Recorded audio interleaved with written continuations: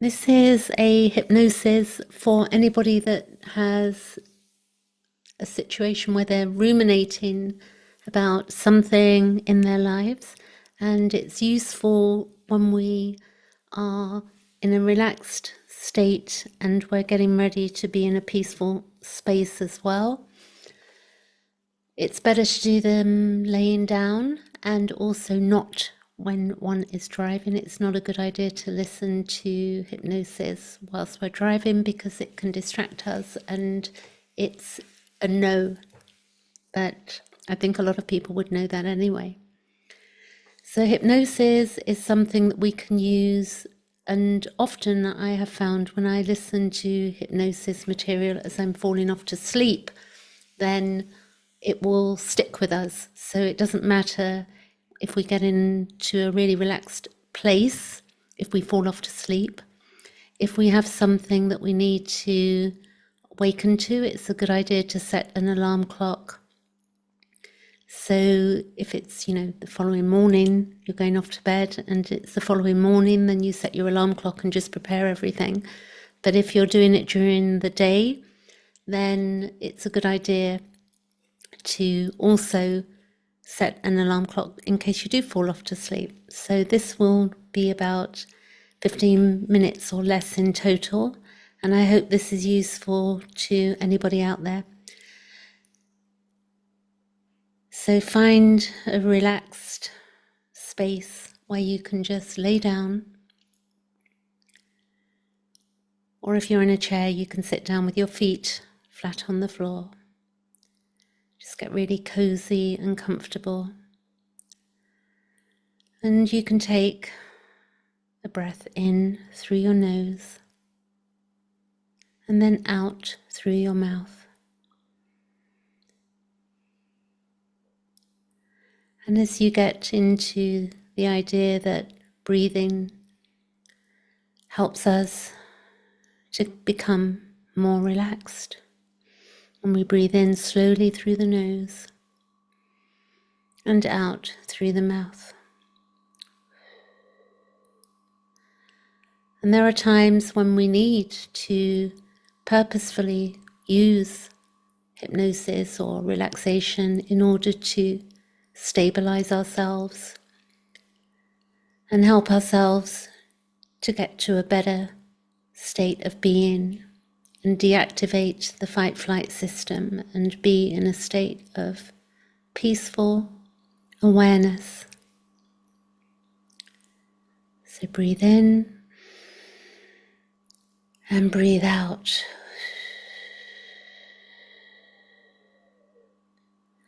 And we're going to encourage some activation in our lives and look at how we ruminate over matters that maybe have come up for us recently, or we feel that we're under some pressure to work something out.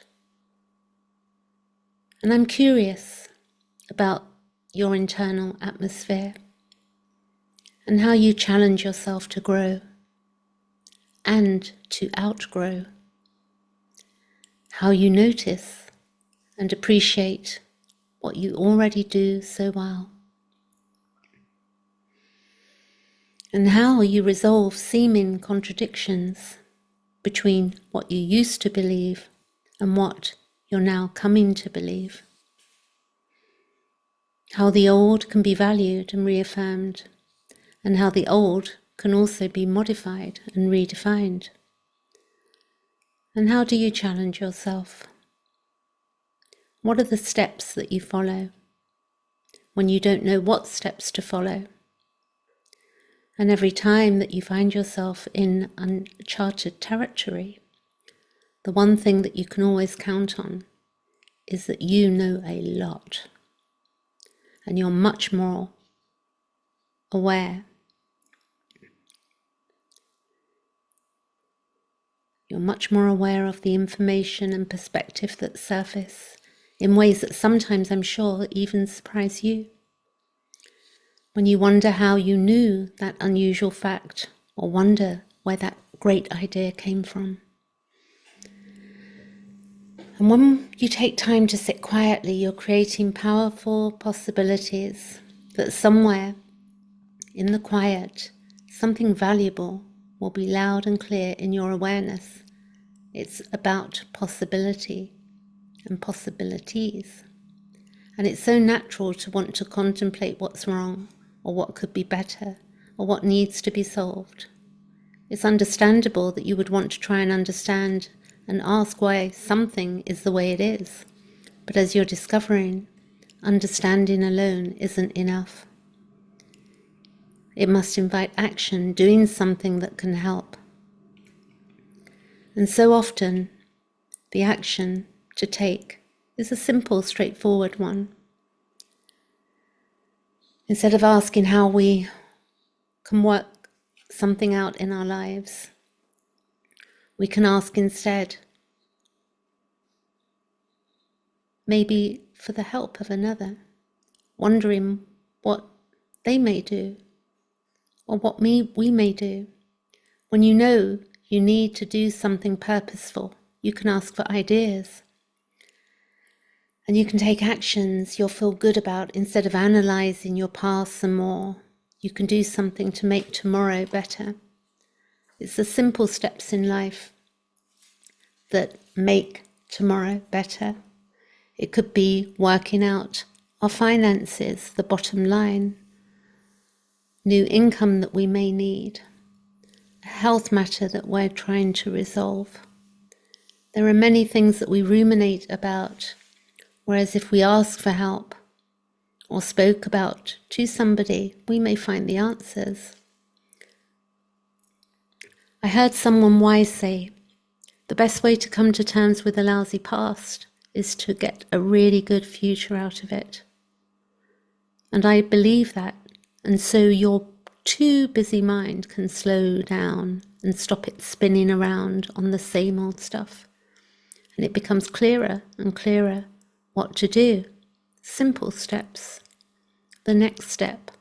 You can find yourself reflexively, automatically, pushing yourself to convert worries to actions, vulnerabilities to strengths, worries to sensible action, concerns to decisions and helpful solutions, and it eventually becomes second nature to you to be a person of decision and a person of action.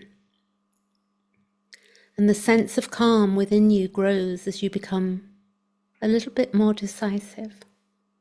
The quiet in your mind grows as you take an effective action. A calm mind and a calm body, and a strong sense of comfort that spreads over you as your thoughts slow down and become a little bit more focused in ways that you may not be able to easily explain in words. And it's wonderful that you don't have to. You can just enjoy it.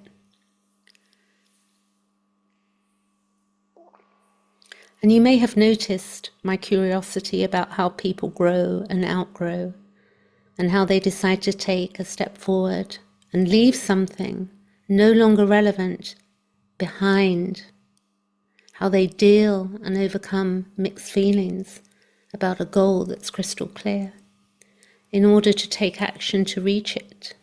So many deeper, much deeper thoughts about human experience in general, and your experience in particular. So when you think about change as a process, it's not an event. Sometimes a slow growth, sometimes a fast growth, and always an outgrowth. We are always outgrowing ourselves, and there's much to say, much to consider, and much to do, all the while knowing that what you do defines more of who you are than what you think or feel. And doing well to feel well comes so much more easily.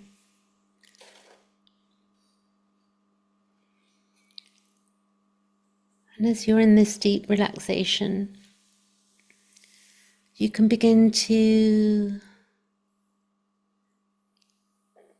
open your eyes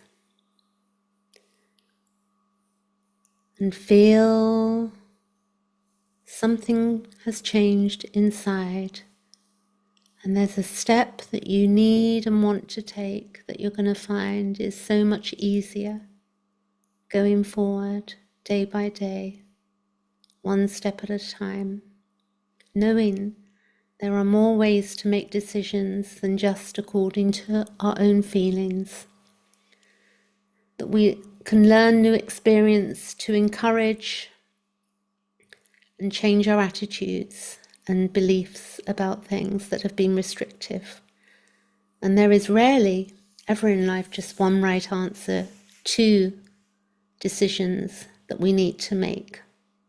Rather, there are usually multiple possibilities, each having its own upside or downside or consequence. And knowing that, as we think, we can think and feel what is right for us, who we need to ask for help, and what we need to learn, new skills, discriminating between useful analysis and useless rumination.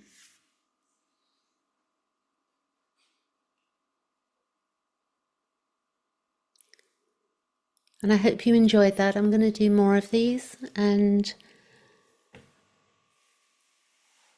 it's very useful to know that often, as I said at the beginning, if we use these when we're going off to sleep, then we're sort of implanting some good information that works in the unconscious, and often we can wake up with new ideas about what is the next step to take. Catch you later.